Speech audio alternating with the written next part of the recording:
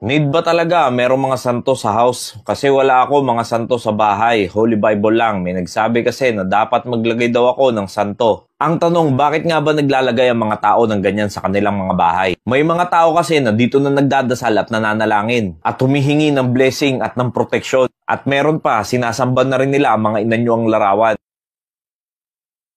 Okay, ipagpatuloy natin ang pagsagot nitong isang mangangaral na kung pakinggan ninyo, para talagang nagtuturo ng tama dahil gumagamit din siya ng Biblia.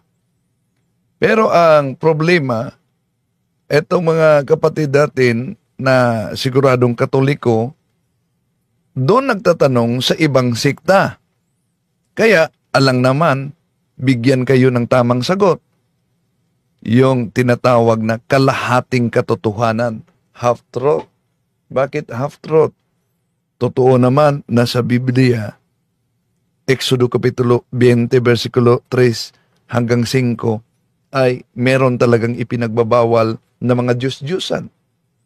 Pero may argumento din, dahil pilosopo daw umano, yung paggamit sa Exodo 25, 19, 22, na utos ng Diyos na magawa ng rebulto o larawan ng kerubin. Dahil ayon sa kanya, si Moises lang ang inutusan.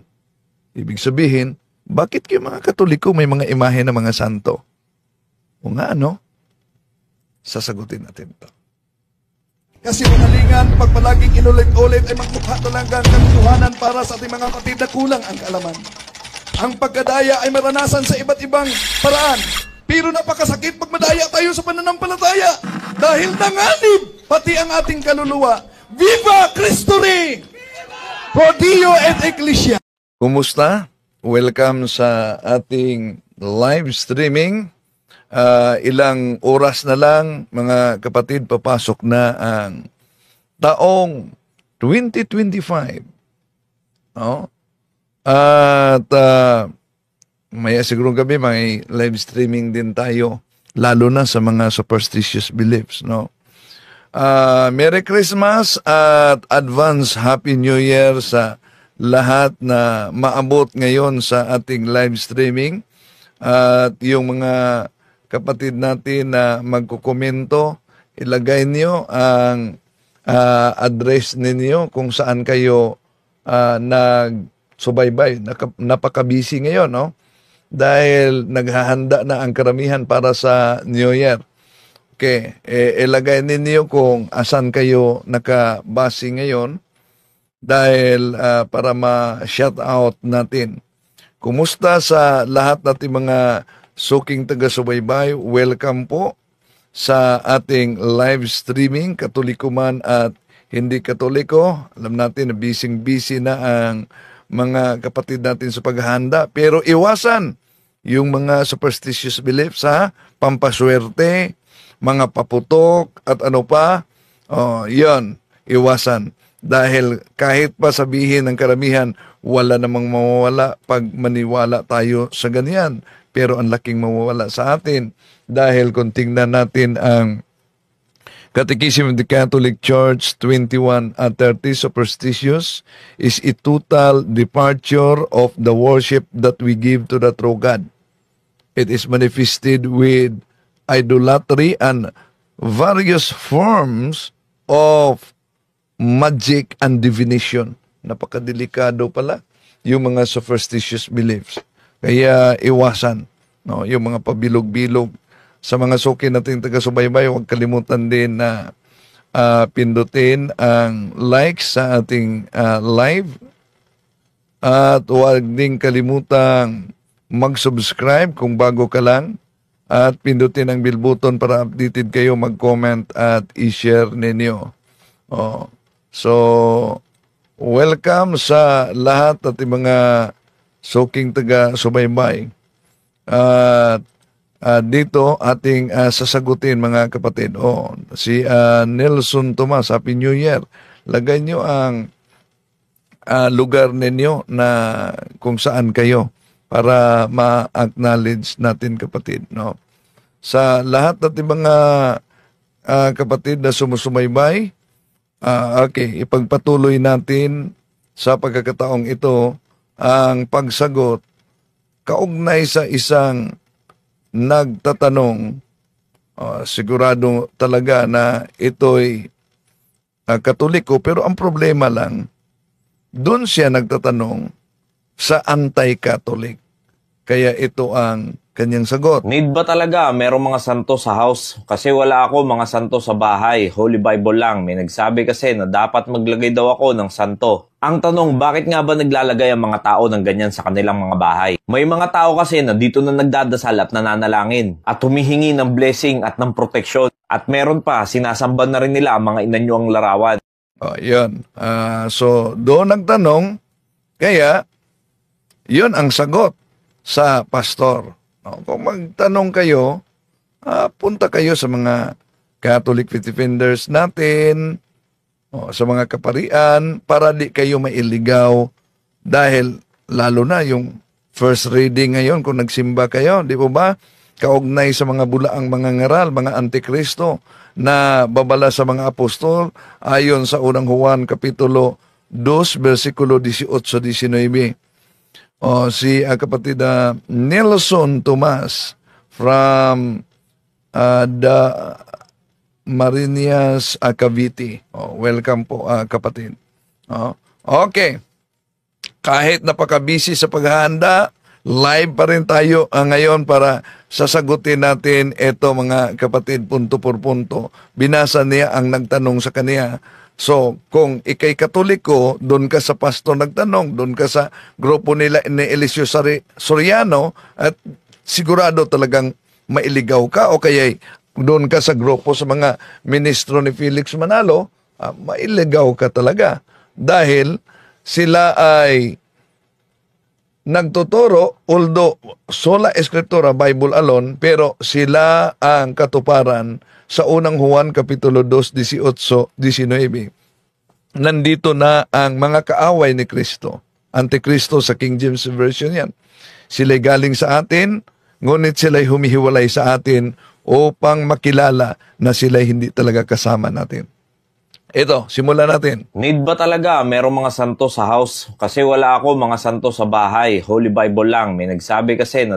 So imagine, doon siya sa mga ngaral na anti-Katoliko, si Crescenti Pilosa, Happy New Year, Bro Wendell, watching from Del Carmen, Iligan City. Doon nagtanong sa anti-Catholic. Kaya, delikadong mailigaw talaga. At ano naman ang sagot nitong anti-Catholic? Dapat maglagay daw ako ng santo. Ang tanong, bakit nga ba naglalagay ang mga tao ng ganyan sa kanila? So, may nagsabi na Bible lang kasi ang ginagamit niya, dapat daw maglagay ng santo. So, ibig sabihin, Catholic ito. Dahil ang mga anti-Catholic ay allergy talaga sa mga imahen. Sa akala nila na lahat ng mga larawan ay ipinagbabawal na. Kahit nga sa sagot niya, alam niya na ang Diyos may utos. Pero, pilosopo daw umano yon. Bakit? Dahil ang inutusan ay si Moises lang. Mamaya, darating tayo sa kaniyang argumento. Ilang mga bahay. May mga tao kasi na dito na nagdadasal at nananalangin at humihingi ng blessing at ng proteksyon. At meron pa, sinasamba na rin nila ang mga inanyuang larawan. At kung ano-ano pang... Yun. Kaya ipinagbabawal ang paglagay sa larawan ng mga santo dahil sa bahay, dahil ang mga santo ay sinasamba na. O na mga kapatid, kung tingnan natin, bakit nga ba tayong mga Katoliko bilang iglesyang tatag ng ating Panginoong Jesucristo, kahit sa kasaysayan pinatunayan, kahit sa Biblia King James Version, nabasa natin sa 1611, yung sinabi nila di mabasa letra por letra Catholic Church, meron sa King James Version 1611 na nauna nating ipakita yan. At sa original Greek Bible, Acts chapter 9 verse 31, himien on Ecclesia Catholis, tis Judaias kay Galalias kay Samarias, erinin ekinyen oy kumudumini. Alam nyo, bakit meron tayong mga larawan o imahe sa mga mga banal, si Santo Tomas mismo ang nagpahayag at yung pahayag niya ay isang declaration of faith. Anong pahayag niya kung tignan ninyo ang Juan Kapitulo 20, versikulo 25? Malinaw na sinabi niya na maliban lang kung makita niya ang mga palatandaan sa kamay ng ating Panginoong Hesukristo at sabi niya na mahawakan niya ang mga sugat nito, di siya maniniwala. Sa Juan Kapitulo 20, versikulo 25, sinabi nga ng ibang mga alagad sa kanya, nakita namin ang Panginoon. Sinabi niya sa kanila, malibang makita ko ang tanda ng mga pako sa kaniyang mga kamay, at mailagay ko ang aking mga daliri roon, at maipasok ko ang aking kamay sa kanyang tagiliran. Kailanman ay hindi ako maniniwala. So, declaration of faith, itong pahayag ni Santo Tomas na kailangan may makita at kailangang may mahawakan. Ngayon, kung sinasabi sa mga ngaral na ito na sa Exodo Kapitulo 25, pilosopo yun dahil ang malinaw na inutusan diyan si Moises lamang. Ang tanong, di ba nila nakita na kung tingnan natin sa unang mga hari, Kapitulo 6, versikulo 29, sa bahay mismo may iniukit na sagradong imahen o larawan. Ito ang mabasa natin mga kapatid. Unang mga hari, Kapitulo 6, versikulo 29, sa salin ng protestante ang Biblia. Mga ukit sa palibot at sa mga pintuan. At kaniyang inukitan ang lahat na panig ng bahay sa palibot ng mga ukit na larawan ng mga kerubin at ng mga puno ng palmera, ng palma, at ng mga bukang bulaklak sa loob at sa labas. O ang tanong, kung ang argumento nila si Moises lang ang inutusan, bakit itong ikalawang unang hari, Kapitulo 6, versikulo 29, nagawa ng larawan ng mga kerubin at inukit sa palibot ng bahay, sa loob at sa labas? Tanong, may mabasa ba sa Biblia na utos talaga ng Diyos letra por letra dahil sa mga sola eskriptura, di sila maniniwala pag di mabasa? May mabasa ba na inutusan dito? Sino ang inutusan? Na magawa ka ng mga linilok na larawan ng mga kerubin at iukit mo ito sa palibot ng bahay, sa loob at sa labas. Wala naman tayong mabasa. Pero dito, nakita natin na noon pa man may ginawa ng pag-ukit ng mga larawan ng mga kerubin banal, at napansin ninyo, hindi lang larawan ng kerubin dito, puno ng palma. Ang tanong, bakit may puno ng palma? Dahil sa lumang tipan pa lang mga kapatid, alam niyo, ang puno ng palma ay sumisimbolo sa mga banal na tao. Saan yan mabasa? Sa Psalms chapter 92 verse 12 sa King James Version. The righteous shall flourish like the palm tree. He shall grow like a cedar in Lebanon. Ano daw ang mga banal? Shall flourish like a palm tree. So dito pa lang mga kapatid, sa mga nag-claim na para sa kanila daw, mamaya kung may katanungan kayo, sagutin ko mamaya na lang, ipagpatuloy muna natin. Bawal ang mga larawan. Ito. May mga tao kasi na dito na nagdadasal at nananalangin. At may mga tao daw umano na dito na nagdadasal at nanalangin. Ngayon, ang tanong, lahat ba na mga larawan sa Biblia kahit sa Protestant na salin ay Diyos-Diyosan na, lalo na sa mga Protestant na scholars. Eto, pansinin ninyo ang nakasulat sa Harper's Bible Dictionary, page 567. All idols are images, but not all religious images are idols. Dito pa lang sa pahayag ng mga Bible scholars na ito, mga kapatid, malinaw na hindi lahat ng mga larawan ay ipinagbabawal na ng Diyos. Oh. Kahit nga sa lumang tipan, makita natin na ang templo ng Diyos, meron talagang monumento. O, ito, sa Isaiah chapter 56 verse 5. Then I will set up a monument in the area of my temple. Their names will be written on it. That will be better for them than having sons and daughters. Ano daw? I will set up a monument in the area of my temple.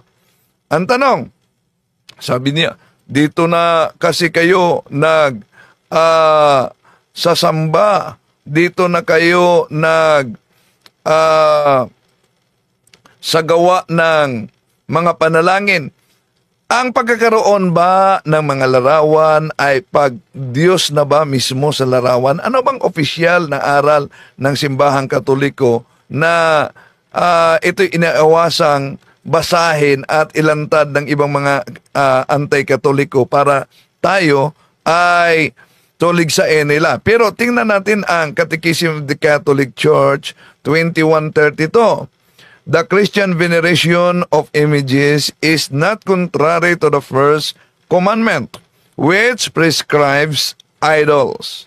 Indeed, the honor rendered to an image passes to its prototype, and whoever venerates an image, venerate the person portrayed in it.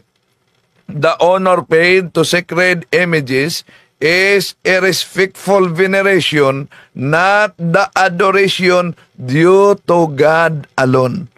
So, malinaw mga kapatid na ang paggawa natin ng mga larawan o imahe ng mga santo ay hindi pag-Diyos mismo. Ngayon, konting na natin ang banal na kasulatan. No? Sa banal na kasulatan, mga mahal na kapatid. So, ano ang mabasa natin sa Biblia? Mabasa ba natin sa Biblia dahil sinabi na pag-Diyos na agad, basta pagsamba? Ang salita bang pagsamba, pag-Diyos na? Halimbawa, King James Version. Sa 2 Chronicles chapter 29, verse, ito, mabasa natin, King James Version ito, Protestant na salin. 20. Ito ang mabasa natin. And David said to all the congregation, Now bless the Lord your God, and all the congregation blessed the Lord God of their fathers, and bowed down their heads, and worshipped the Lord and the King. Napansin niyo ba ang ginagamit diyan? Worship the Lord and the King. Sambahin, ano daw? Ang Panginoon at ang Hari. Tanong, dahil ang salita diyan, worship the Lord and the King, kasali na ba sa King James Version? Ang kasali na ba yan? Yung salitang worship, ang Hari ay kilalanin ding Diyos? Hindi. Dahil ang worship na ginagamit diyan ay hindi adoration, kundi veneration. So, ayon ang pagkakaiba sa ibang sikta. Para sa kanila, ang salitang worship ay pag-Diyos na. Bakit? Ginamit natin ang King James Version na may nakasulat na worship sa 1 Chronicles chapter 29 verse 20. Pero kung tingnan natin ang salin sa Good News Bible sa naturang talata, ito ang mabasa natin.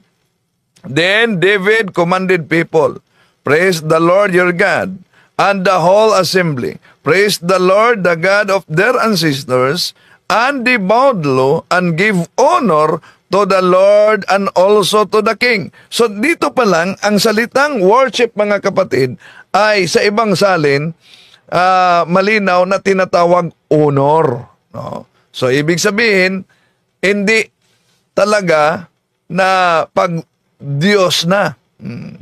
So ang salita.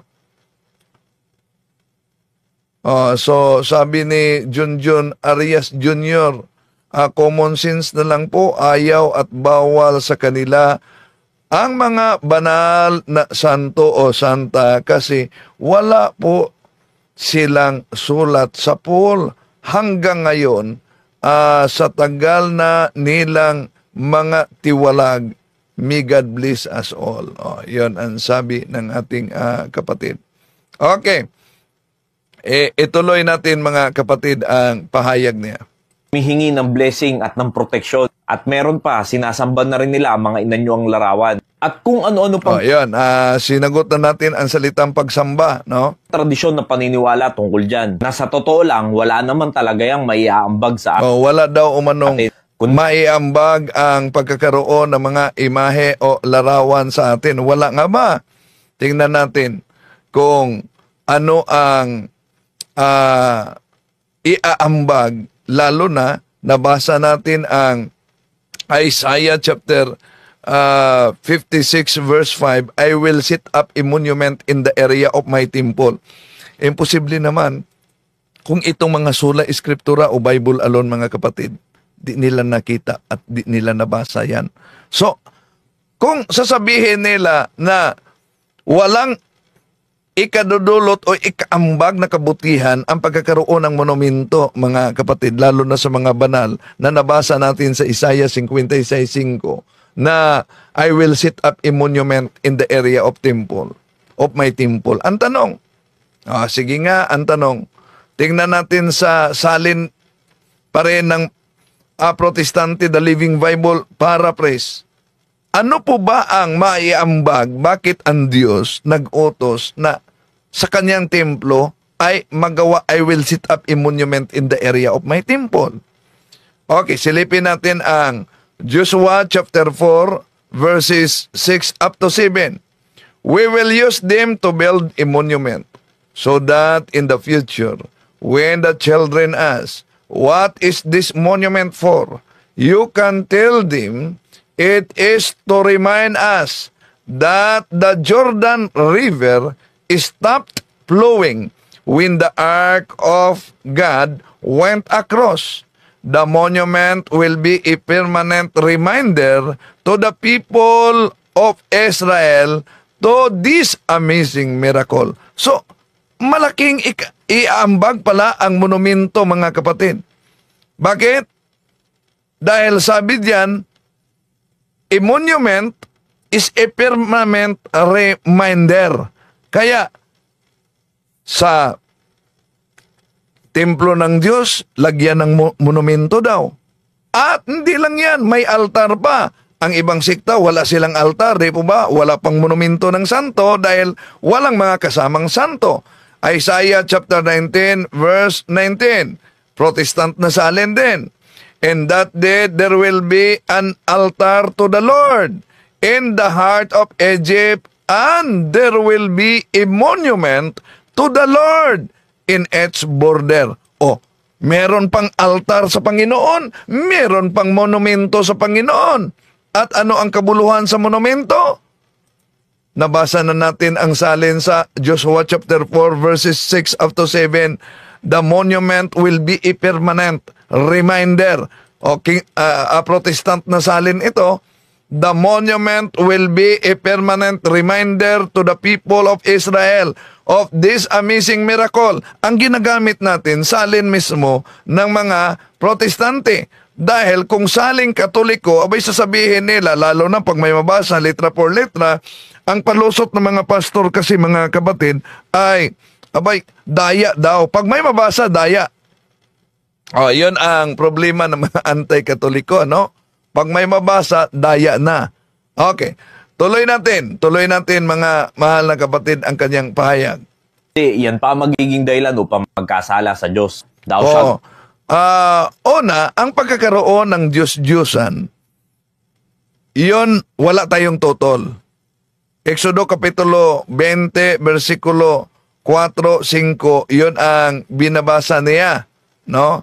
Na ipinagbabawal ng Diyos. Pero ang tanong, lahat ba na larawan, lahat ba na imahe diyan sa Biblia ay Diyos-Diyosa na? Tama naman na ang mabasa diyan sa Exodo Kapitulo 20, versikulo 4 hanggang 5 na ayon sa kanya, Not make unto thee any graven image or any likeness of anything that is in heaven above, or that is in earth beneath, or that is in the water under the earth. Alam naman natin na yan. oh, yan.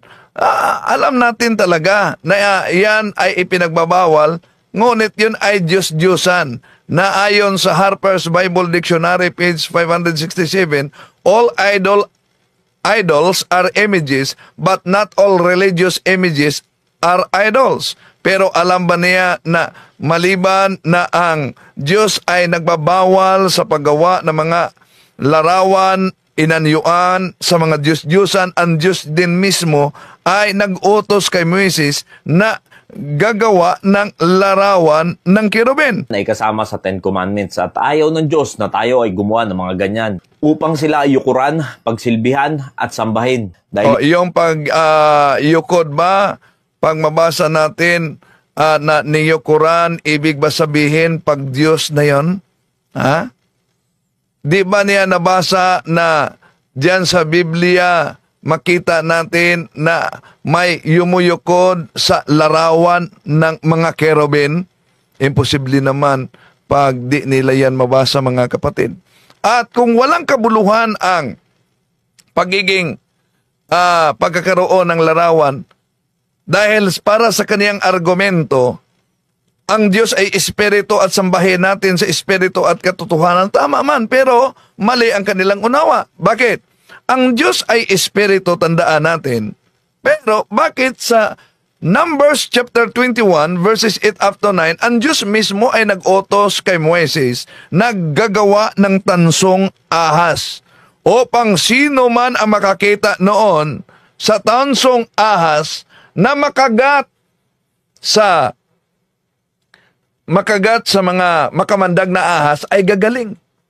So, diyan pa lang, mga kapatid, butata na ang ibang sikta. Bakit? Dahil di nila matanggap ang katotohanan na mismo ang Diyos ay nagpagawa ng larawan upang ipadaloy niya ang kanyang kapangyarihan. So, sa Biblia, may ipinagbabawal, Diyos-Diyosan, ngunit may pwede. At yung pwede, yun ang exempted sa ipinagbabawal. At ang mga Katoliko ay nasa kriteryang hindi bawal. Ibig sabihin, pwedeng gawin. So, ang ginawa ng mga Katoliko ay ang rebulto ng mga santo na exempted sa ipinagbabawal. Okay, tuloy natin, mga kapatid. hindi naman may kakaila na mayroong mga tao na sumasamba na sa mga ganitong larawan na para bang kung ituring nila ito ay isang buhay, kakausapin, mananalangin, Una, di ba niya nakita na kahit sa lumang tipan may nanalangin sa harap ng larawang kerubin? Imposible naman kung naging mga ngaral sila pagkatapos, mga kapatid, di nila alam ang ganyan. Di ba ba? Imposibleng yan. Okay. Ituloy muna natin siya. Adasal, hihingi ng favor, hihingi ng blessing, hihingi ng... So ang paghingi ng favor, pinagbabawal ba yan sa Diyos? Yun ang problema ng mga kapatid natin sa iba yung pananampalataya. Parang kulang talaga ng research, lalo na sa Biblia. So, ang paghingi ng favor, no? Ipinagbabawal ba yan sa Diyos? Di ba nila alam, no? Na sa Biblia, mga kapatid, napakalinaw na makita natin diyan na mismo ang sa Biblia may humiling ng panalangin. Asan yan? Gagamitin natin ang King James Version dahil ang salita kasi na binanggit niya, halimbawa, ang salitang pagdasal o paghingi ng panalangin. Ang tanong, katumbas na ba yan sa pag-Diyos-Diyosan? Hindi. Hindi porket humingi ka ng panalangin sa banal, ang banal ay diniyos na. Dahil hindi po magkatumbas ang pray sa salitang adoration na worship.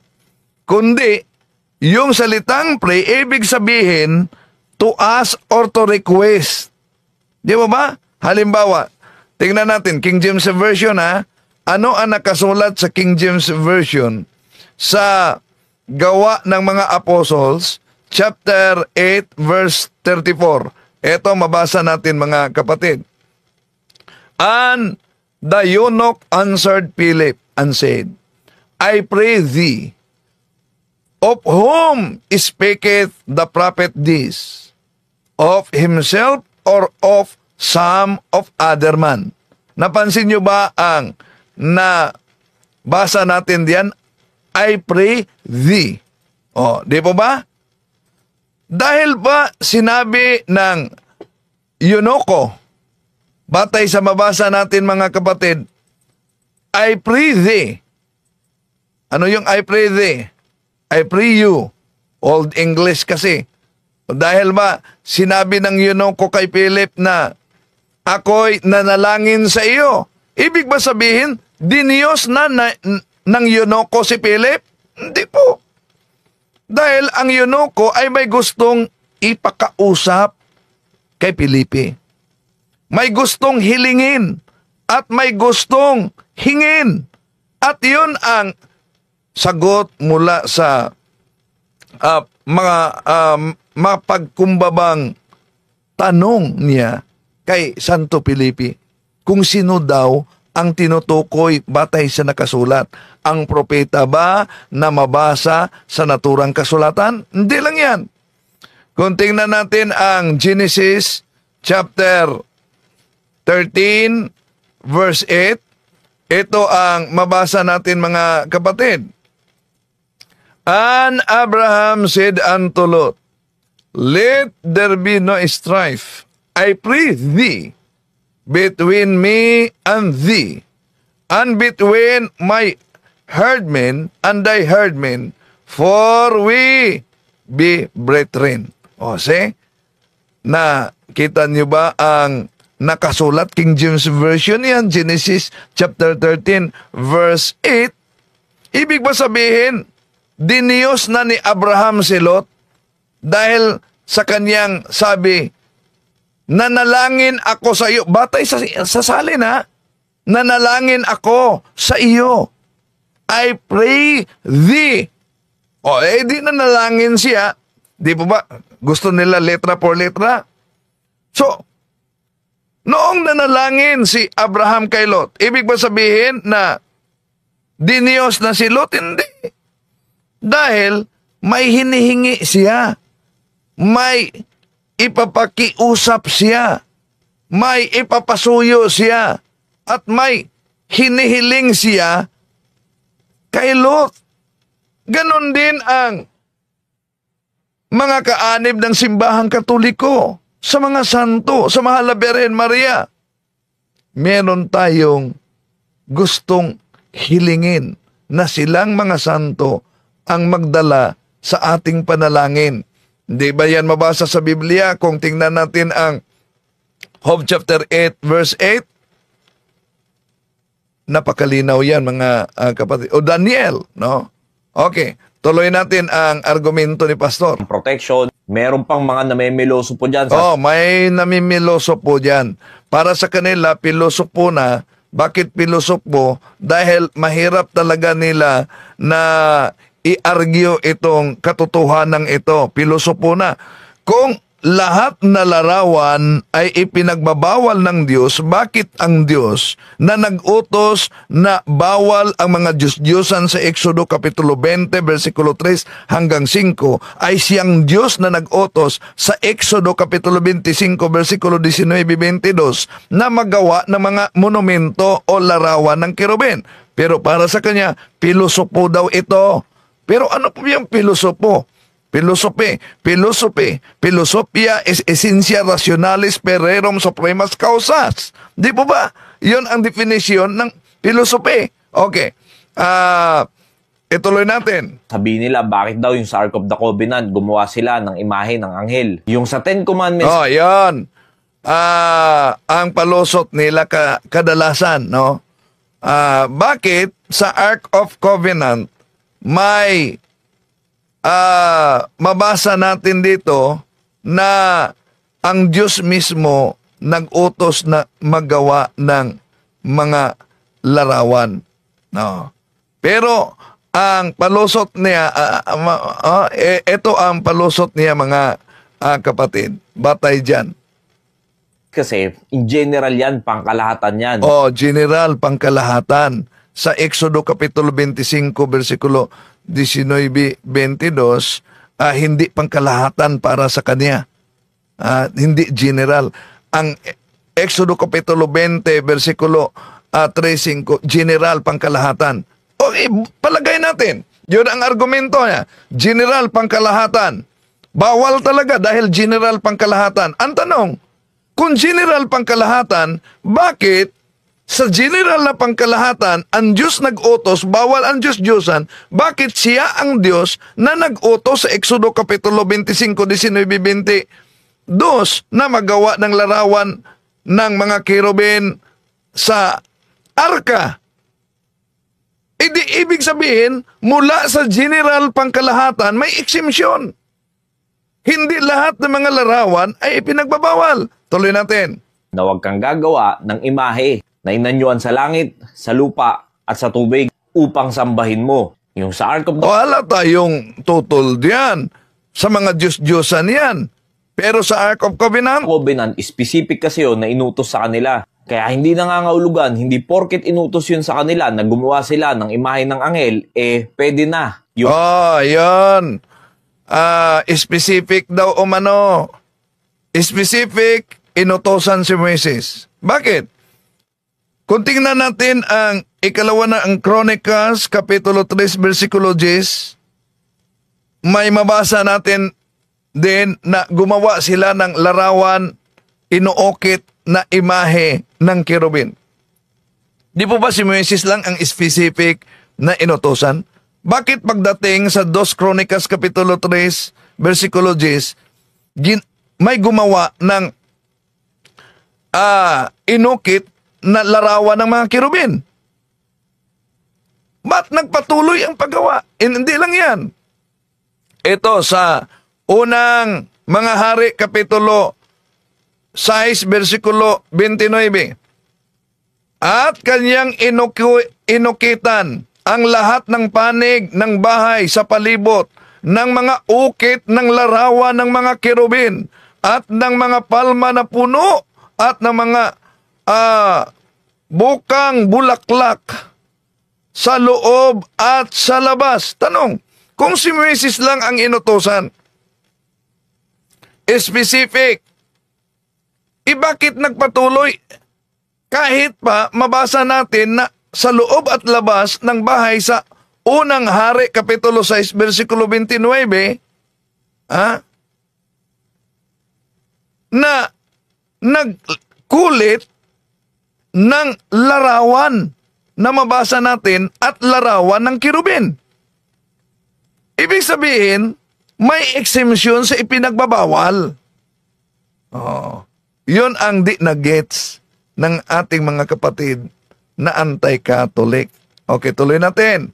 Dahil para sa kanila, pilosopula pala umano do. Yun. paggawa ng imahe sa langit, sa lupa, at sa ilalim ng tubig. Pero tingnan niyo, silipin ninyo. Ang translation sa tinatawag na The Living Bible, kung ano ang tinutukoy diyan sa Exodo Kapitulo 25, versikulo 19-22. Yung mabasa sa Exodo Kapitulo 20, versikulo 3 hanggang 5. Malinaw sa King James Version, mga kapatid, ang tinutukoy, the Living Bible, ang tinutukoy diyan. Sa langit, mabasa natin, yung araw, yung buwan, yung mga bituin, huwag ninyong sambahin. Yung mga ibon, pinangalanan. Yung mga ibon, yung mga hayop, yung mga isda. Dahil mula pa noon, mga mahal na kapatid, meron ng mga sumasamba sa mga larawan ng mga Diyos-Diyosan. Pero, ang tanong, sa panahon mismo ng ating Panginoong Hesukristo, di ba maaring mag-glorify ang ating Panginoong Hesukristo sa pamamagitan ng kaniyang mga santo? Tingnan niyo ang mabasa natin sa ikalawang Thessalonians, 2 Thessalonians chapter 1 verse 10. The Christian Community Bible. Ito ang mabasa natin. On that day, the Lord will be glorified in His saints. Ano daw? On that day, the Lord will be glorified glorified in His saints. Ang problema, walang mga santo itong mga kapatid natin. At di lang yan, kung ang mabasa natin sa Exodo Kapitulo 25, 19-20, o kaya'y mabasa natin Ezekiel 41, versikulo 19-22, ang templo ng Diyos nilagyan ng mga larawan ng mga kirubin at may larawan ng tao. Nasa Ezekiel Kapitulo 41, 17-22 yan. At kung ang argumento, ang pagyukod ay pagdiyos na, saan ba ang mga tao noon yuyukod? Kung tingnan natin ang mga awit, Kapitulo 138, versikulo 2. Sa harap ng inyong templo ay yuyukod at gagalang. Popurihin kita roon. Popurihin ang iyong pangalan dahilan sa pag-ibig mo at sa inyong katapatan. Kay tunay na dakila pati ang iyong kautusan. Saan yuyukod? Sa templo ng Diyos. Tanong, ang templo ng Diyos ba ay may mga larawan? Ezekiel Kapitulo 41, versikulo 19-22, ang templo ng Diyos ay may mabasang nakaukit talaga na mga larawan. So doon pa lang, mga kapatid, kitang-kita na hindi lahat na mga larawan ay ipinagbabawal ng Diyos. Ang ipinagbabawal ng Diyos, malinaw, Diyos-Diyosan. At nabasa natin sa Harper's Bible Dictionary, all idols are images, but not all religious images are idols. Okay, ituloy natin siya. Bakit ba ayaw ng Diyos na gumawa ng mga ganyan upang sambahin at bigyan ng mataas na pagtingin? I am the Lord, that is my name. And my glory will I not give to another, neither my praise to graven images. Ang kaluwalhatian ng Diyos ay hindi niya ibibigay sa Natural, doon sa Diyos-Diyosan. Ang problema lang kasi sa ating mga kapatid ay pinuputol nila. No? Nabasa lang na ipinagbabawal ng Diyos ang larawan, nilalahat na nila. Pero di ba nila nabasa na kahit nga sa Josue Kapitulo 6, versikulo 2, ituloy sa 6:9, gamit ang The Living Bible, ang arka na may larawan ng kerubin ay pinoprosesyon na. Eto, pag Diyos na ba yan? Dahil mabasa na pinoprosesyon yan, na may mga larawan yan. But the Lord said to Joshua, Jericho and its king and all its mighty warriors are already defeated, for I have given them to you.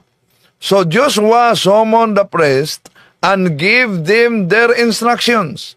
The armed men would lead the procession, followed by the 7 priests, blowing continually on their trumpets. Behind them would come the priests carrying the ark, followed by a rear guard. So, diyan makita natin, mga kapatid, na ang larawan ang arka na nilagyan ng larawan, ng mga kerubin, pinoprosesyon yon. Pag Diyos na ba yon? Dahil lang mabasa diyan na pinoprosesyon, pag Diyos na ba yon? Kaya isip-isip naman pag may time, di po ba? Okay, ituloy natin ang kanyang argumento kaugnay dito, mga mahal na kapatid. Tuloy natin. At ang kanyang kapurihan sa mga inanyuang larawan, dahil tatandaan natin ang Diyos natin ay buhay at siya ay nasa langit. At ang mga ganyang larawan, ang mga ribulto, ay gawa lang yan ng mga tao. But our God is in the heavens, He hath done whatsoever He hath pleased. Yan ang totoong Diyos. Their idols are silver and gold, the works of men's hands. Yan ang mga Diyos-Diyosan. Ayan, ang mga Diyos-Diyosan. Pero kung tingnan ninyo, batay sa definition niya na ang kanilang Diyos-Diyosan ay bulawan, ginto. Ngayon, tingnan niyo ang 2 Crónicas Kapitulo 3, versikulo 10. May inuokit na larawan ng kirubin at hinaluan ito ng ginto. Tanong, dahil lang ba sa nabasa ng talata na ang Diyos-Diyosan ay ginto at yung inokit na larawan ng kirubin hinaluan ng ginto, ang larawan ng kirubin Diyos-Diyosan na ba? Exodo Kapitulo 25, versikulo 19-22. Di mo ba utos ng Diyos na magawa ng ginto na inokit na larawan? Ang tanong, Diyos-Diyosan na ba yun? So, ibig sabihin, merong exemption sa ipinagbabawal na Diyos-Diyos ang ginto. At ang exemption na yan ay ang mga larawan ng mga banal. Okay, tuloy natin. Ginawa lang yan ng kamay ng tao. Kung ang definition niya na ang Diyos-Diyosan ginawa lang ng kamay ng tao, mga kapatid. Tanong, yung mabasa natin sa Exodo Kapitulo 25, 19-22, kaninong kamay ang gumagawa noon? Di ba tao din? Dahil tao ang gumagawa sa Exodo 25, 19-22 na larawan. Ibig ba sabihin, Diyos-Diyosan na din yung utos ng Diyos na magawa ng dalawang larawan ng mga kirubin? Yung utos ng Diyos na magawa ng monumento, gawa naman yun ng kamay ng mga tao. Di ba nabasa natin? At hindi lang yan. Di siguro nila nabasa ang ikalawang hari, Kapitulo 23, versikulo 15 hanggang 18 na inutosan ng Diyos, wasakin, sunugin, gibain. Ang lahat ng mga Diyos-Diyosan sinunog, gibniba ito, winasak ito. Pero nakita ni Propeta Junias, ano yung nakita niya? Nakita niya ang larawan, monumento ng propeta. At nagtanong siya, kaninong monumento ito? At sagot nila, monumento ng propeta. Anong sabi niya? Huwag niyong galawin. See? So, hindi lahat ng mga larawan ipawasak. Tuloy natin. Have mouths, but they speak not. So, Salmo Kapitulo 115, 5, may bibig, hindi makapagsalita. Eyes have they, but they see not. May mata, hindi makakita. Oo, meron silang mga bibig, pero hindi yan sa... Yan, kung yun ang definisyon. Yun bang inuokit? Yun ang definisyon ng Diyos-Diyosan, mga kapatid. Ito ang argumento, pag sakaling may mga anti-katolikong magpunta sa inyong bahay. Ito, tanungin nyo.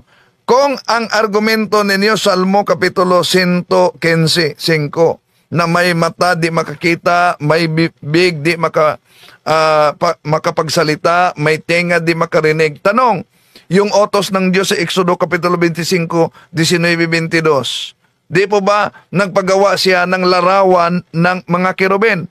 Yung kirubin ba walang bibig? Di ba may bibig? Di yun makapagsalita dahil larawan. Diyos-Diyosan na ba yun? Meron ngang pakpak. Di lang makapaglipad dahil larawan. Diyos-Diyosan na ba yun? Meron ding tainga. Diyos-Diyosan na ba yun? O kaya nga sa public debate, tinanong natin yung, naalala niyo public debate? Yung definition mo na Diyos-Diyosan may tainga, may mata, di makakita, Diyos-Diyosan, tanong. Nang nag-utos ang Diyos na gagawa ng larawan ng kirubin, may mata yun, may tenga, makakita ba yun? Hindi. Diyos-Diyosan na ba yun? Hindi. Oh, diyan pa lang butata na ang ating mga kapatid sa akala nilang sola escritura. Oh, tandaan ninyo na yan mga kapatid. At pag-aralan ninyo para makadipinsa kayo sa pananampalataya nating Katoliko na pinagtutulungan itong mga anti-Katoliko, lalo na sa Islam, lalo na sa Satanic Church na tatag ni Anton LaVey. Di ba, kita nyo, kahit mga Satanic Church, galit sila sa Mahal na Birhen Maria, galit sila sa veneration of the images of saints, galit sila sa mga sakramento, galit sila sa mga sakramental. Satanic Church yan, founded by Anton LaVey. At ano ang kanilang kinagagalitan? Yun din ang inaatake ng mga siktang tataglang ng tao. Kahit na sa Islam. Ang tanong, Di nyo ba nasubukang itanong, bakit nagkapariho sila laban sa simbahang Katoliko? Satanic Church, Muslim, at itong mga iba't ibang sikta. Oh, isip-isip naman pag may time, di po ba? Sagot kahit anong usap mo dyan. Mga matay meron sila, pero hindi niyan makikita kahit kailan ang iyong sitwasyon. Oo, tama. Dahil larawan yan, pero ang tanong, dahil mabasa yan na larawan, ibig po ba sabihin, lahat na may mata, na di makikita, Diyos-Diyosa na? Excuse me, Pastor, bakit? Di mo ba nabasa? Numbers chapter 21 verses 8 up to 9. Di mo ba si Moises mismo inutosan ng Diyos? Iba yon, na magawa ng tansong ahas. Natural, may bibig yun. Tanso kasi. Ahas kasi. Na tanso. May mata yun. Natural, may tinga yun. Pero tansong ahas yun. Anong dahilan? Kung tingnan natin ang mabasa sa Numbers chapter 21 verses 8 up to 9. Then the Lord told to Moses to make a metal snake and put it on a pole so that anyone who was bitten could look at it and beheld. So Moses made a bronze snake and put it on the pole. Anyone who had been bitten would look at the bronze snake and beheld. See? Ang tanong, bakit kailangan ng Diyos magpagawa pa ng imahe ng tansong ahas kung ang Diyos, ayon sa kanila, ang Diyos ay espiritu? Bakit hindi na lang niya pagalingin ang tao? Bakit kailangan gagawa pa ng larawan? Para sa pamamagitan ng larawan, mga kapatid, ay ipadaloy niya ang kaniyang hindi makitang kapangyarihan. Di ba nila naisip yan? Kaya sa pamamagitan ng nabasa natin, mga mahal na kapatid, na Numbers chapter 21 verses 8 up to 9, yan, makita natin na mali ang unawa ng ating mga kapatid na sola escritura na lahat ng mga imahe o larawan ay ipinagbabawal yan. Lagi nating tandaan, mga kapatid, na dalawa ang pinupunto sa Biblia. May ipinagbabawal sa Exodo Kapitulo 20, versikulo 3 hanggang 5. Meron ding pwede sa Exodo Kapitulo 25, versikulo 19-22. At ang mga Katoliko ay nasa kriteryang hindi bawal, nasa kriteryang pwede. At yun ang mga larawan ng mga santo. Okay, tuloy natin. They have ears but they hear not. Noses have they but they smell not. Oo, meron niyang mga tenga, pero kahit anong pakiusap mo dyan, hindi ka niya maririnig. Ayun. Sa binanggit natin, di ba? Yung utos ng Diyos na magawa ng tansong ahas, meron yung tenga, meron yung bibig. Pero hindi yun makakagat. Pero bakit kailangan na mag-utos ang Diyos na gagawa ng larawan para ipadaloy? Dahil alam ng Diyos, kahit siya'y espiritu, tayong mga tao, hindi tayo espiritu lang. Meron tayong katawan. At ang katawan natin bilang tao ay nangangailangan talaga ng palatandaan, makita at mahipo. Kaya yun ang deklarasyon ng pananampalataya ni Santo Tomas sa Juan Kapitulo 20:25, maliban kung makita ko sa aking mga mata at mahipo ko sa aking mga kamay, hindi ako maniniwala. Kaya, kung pansinin ninyo sa King James Version, mga kapatid, sa The Living Bible, Galatians chapter 3 verse 1, malinaw ang sinabi, ang salin diyan ay makita natin na gumawa si San Pablo ng placard with a picture on it of Christ dying on the cross. Picture ang binanggit. Larawan yon. Larawan ni Kristo na namatay sa cross. Okay, tuloy natin. Kahit ano pang ilapit mo dyan ng problema, panalangin, hindi ka niya maririnig. Yan ang Diyos-Diyosan at wala yang maidudulot na maganda at hindi ka rin niyang matutulungan sa iyong problema. Kompleto man yan sa mata, tenga, bibig, ilong, hindi ka niyan maintindihan kahit kailan. Sa Diyos-Diyosan. Wala tayong problema sa Diyos-Diyosan. Pero ang tanong, bakit ang templo ng Diyos sa nabasa natin, Isaiah 50, 6:5, I will set up a monument in the area of my temple. Bakit?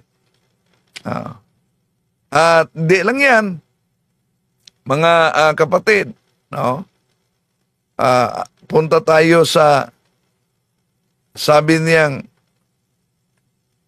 ang Diyos kasi Espiritu. Sandali punta tayo dito sa kanyang argumento na ang Diyos ay Espiritu. Tama naman, ang Diyos ay Espiritu. At ang punta tayo dito. Pero ang ating Diyos ay buhay at handang makinig sa atin. At siya ay sumasagot sa ating mga panalangin. They that make them are like unto them, so is everyone that trusted in them. Ang mga gumagawa at tumitiwala sa mga Diyos-Diyosan ay magagaya lang sa kanila. Meron kang totoong mata. At ang pag-anib sa siktang tatag lamang ng tao ay pag-Diyos-Diyosan na yan. Bakit? Antikristo, kalaban ni Kristo. Unang Juan, Kapitulo 2, versikulo 18-19, mga kapatid, napakalinaw yan. Di po ba? Kaya mag-ingat talaga. Tuloy tayo. Pero nagbubulag-bulagan ka na sa kasalanan. Meron kang literal na tenga, pero nagbibingi-bingihan ka na sa katotohanan. Kaya yan ang mangyayari. Yun. Tama. Na magbibingi-bingihan ka sa katotohanan. Research naman. Yun bang inaniban mong sikta? Yun ba'y tatag ng ating Panginoon Jesucristo? O nag-claim lang? Trace mo ba yan sa unbroken line of succession pabalik sa mga apostles? Kung ma-trace mo yan, subukan mong itanong, sa taong 300, 200, sinong ituro ninyong kasama? Sa taong 300, 400, 500, sinong ituro ninyong kasama? Wala. Dahil karamihan sa mga anti-katoliko na anti-sacred images, the modern iconoclasm is the images destroyers, mga kapatid, ay nagresulta sila sa maling interpretasyon ng Biblia. Pero tandaan natin ang Biblia ay produkto sa tunay na iglesia. Ang katotohanan, nakasulat yan sa Roman Catholicism by Loren Bittner, page 102. The Roman Catholic Church, yun ang katotohanan. Produce the Bible, and that we receive it from her. So, ngayon, ang Biblia ay produkto sa tunay na iglesia. Pero, ang iba't ibang sikta na anti-Catholic, anti-sacred images, mga kapatid, produkto sa maling unawa sa Biblia. Tuloy natin. Sa mga taong tumitiwala sa mga Diyos-Diyosan o sa mga larawang inanyuan. Pero hindi lang yan ang tinatawag na Diyos-Diyosan. Yung mga bagay na pinagtutuunan mo ng oras na wala doon ang pag-iisip mo sa Panginoon. At yan. Kung ang pinagtutuunan mo ng oras, yung siktang tatag lamang ng tao, delikado yan. Diyos-Diyosa na yan, batay sa definisyon niya. Di ba? Talibong, hinahamon ka ni Garrett ng MCGI, mag-debate kayo para matapos na ang isyu sa mga revolto. Harap siya, face to face. Harap siya face to face. Pero kung MCGI siya, eto, meron ba siyang permission galing kay Daniel Rason? Anong kabuluhan natin? Harap tayo ng debate sa isang tao na hindi naman official na tumindig sa naturang siktang tatag ni Eliseo Soriano. May permission ba siya ni Daniel Rason? Pero kahit wala siyang permission, ito kasi ang Iglesia ni Cristo, pag makipagdebate, sila pa maghamon, hihingi ng permission sa bishop. Written permission sa bishop. Kaya nga, nakaproduce tayo ng written permission sa bishop. Kayo din, may written permission ba kayo? Yung NCBGI, may written permission ba yun? Danny Navidlas, may written permission ba yun ni Daniel Rason? Dahil ipinagbabawal ni Daniel Rason ang pakipagdebate. Pero kung gusto talaga niya, sige, harapan. Kontak siya sa akin, harapan. Doon. Maganda yon. Basta gusto sila ng harapan. Punta tayo sa ating mga kapatid.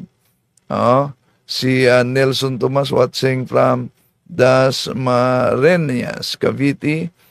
Christina Pilosas, Happy New Year, bro.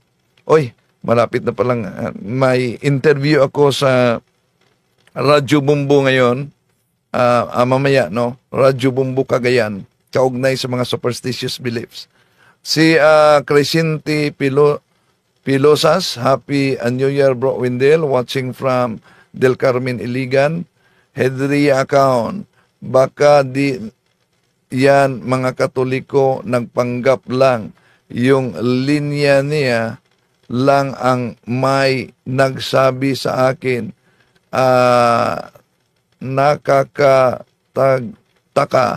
na dahil nalalaman ang bahay na Katoliko kung may mga imahin ng mga banal. Pwede, no? Dahil kung Katoliko ka, meron talagang altar. Diba? Mabasa naman natin sa Biblia, kahit sa Protestant na salin, New Living Translation, Isaiah chapter 19 verse 19, na may altar talaga at may rebulto para sa Panginoon. May rebulto para sa Panginoon. Kaya kung ang sikta ninyo, mga kapatid, walang rebulto sa Panginoon, abay, alis na kayo. Hindi na yan templo ng Panginoon, kundi yon ay budiga ng kasinungalingan sa mga antikristo. Kaya yon, mag-ingat ha. Si kapatid Verna Eversabal, good morning po, Bro Wendell, Happy New Year. Tanong po, kung susundin ko po ang utos ng amo ko na maglagay ng coins sa bahay, makontaminate ba ako? Pero hindi naman ako naniniwala sa mga ganyang gawain. Kung hindi ka naniniwala sa ganyang gawain, huwag mo lang paniniwalaan dahil amo mo yan, di ka apektado, lalo na kung nasa state of grace ka. May Soriano, Happy New Year, Bro Windel. Rufino Kirubin, Happy New Year, Bro Windel. Jocelyn Mendoza, Luminos, Twin Hearts. Sa lahat natin mga kapatid. Sarye Vlog, Happy New Year, bro. Si Margie Saligan, blessed morning, Bro Windel. Si Sarah, God bless your family. Si Luminous Twin Hearts, nayayabangan ako diyan sa mukha ng pastor. Si Luminous Twin Hearts, Happy New Year, Bro Windel. Si Emiliano Milano Gayo, magandang umaga po, Brother Wendell, at sa lahat ng mga CFD, Happy New Year po sa inyong lahat. Luminous, Twin Hearts, Boss Windel, hamunin mo ng dibit yan, maangas na pastor yan, si Luminous Twin Hearts. Sige, mga mahal na kapatid na Katoliko, papasok na ako sa work. Si Giselle, Merry Christmas and Happy New Year. Jocelyn Gumis, good morning, Bro Windel, Happy New Year. Si Edmer Edilio, Happy New Year. Si Magmamasid, malapit-lapit na ang mga yan. Sige lang, pinagmamadali na ang mga yan ng Diyos nila. Nestor Bernales, ayaw nila sa Katoliko na tayo ni Kristo. Bakit naniniwala sila sa tatag tulad ng tao? Si Analisa Oso, Happy New Year, Bro Windel. Jean Del Rosario, grabe, makatuligsa, bro. Sana makidibit siya sa Maginoo. Sana magkaroon ng debate. Bro, welcome na welcome ako sa pakipagtalakayan kaugnay dyan. Jen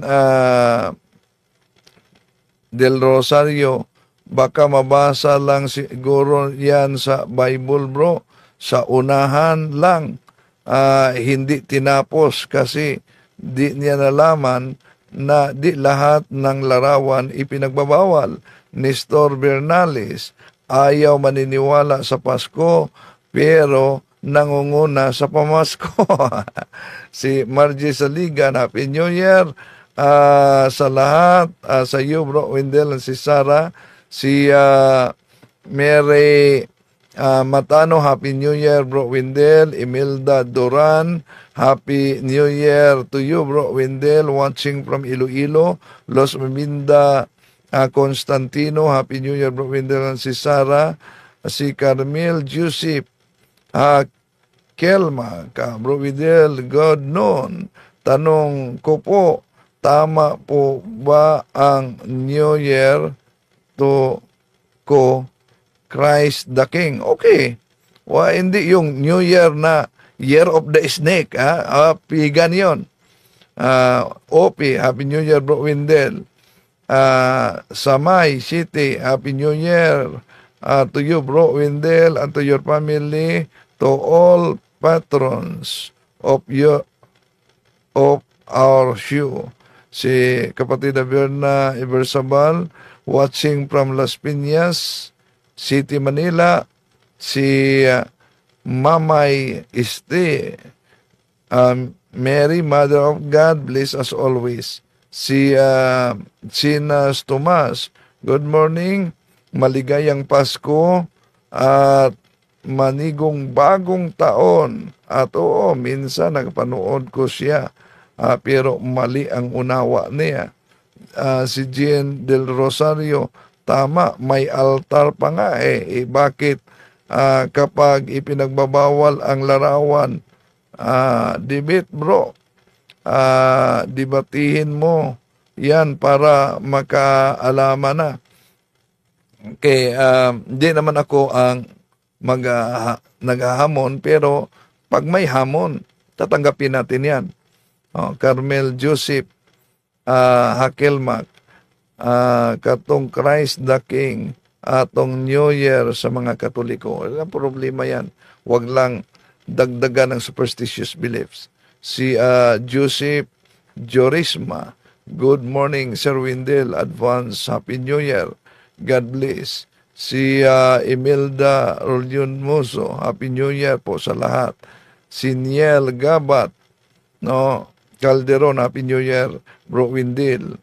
Si Denise Mocon, Happy New Year, Bro Windel. At sa lahat natin mga kapatid na sumusubaybay, maraming salamat po sa inyong pagsubaybay. Itong inyong lingkod, Bro Windel Talibong. Bye-bye, hanggang sa muli. To make his message known is our responsibility.